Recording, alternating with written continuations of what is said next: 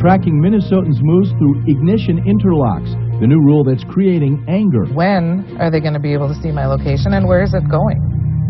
Tonight, thousands of Minnesotans required to take a breathalyzer before turning on their car will now have to install a device that could track their every move while driving. It's part of the new rules for people with ignition interlock systems. And Jay Coles dug into this agreement. He found a Twin Cities law firm promising a lawsuit against the state, calling the rule unconstitutional.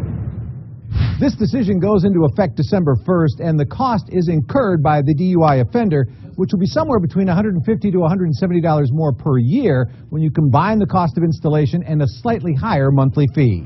The ignition interlock, like this one, requires DUI offenders to breathe into it with no trace of alcohol before they can start their vehicle. This woman, who asked to not be identified, recently received a letter from the Department of Public Safety informing her she'll need to install a whole new system. What was your reaction to it? Well, I was angry, but I was also worried as to going to be able to see my location with this GPS or wireless module, whatever they want to call it. When are they going to be able to see my location, and where is it going? This whole thing is an ignition interlock. The state says she and anyone else with an interlock must get the wireless module installed in her car, even though it is not part of her original sentence for her DUI conviction. I have no restrictions at all. None. I don't have a B card. I don't have work release, anything like that.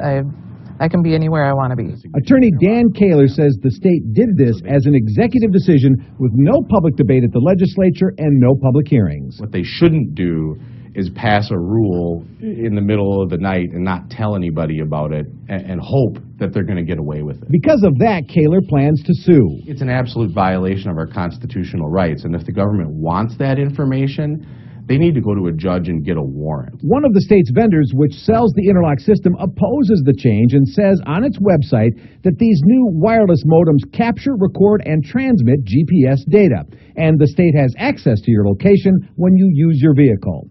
DPS declined an on-camera interview, but issued a statement that says the state is not collecting GPS data.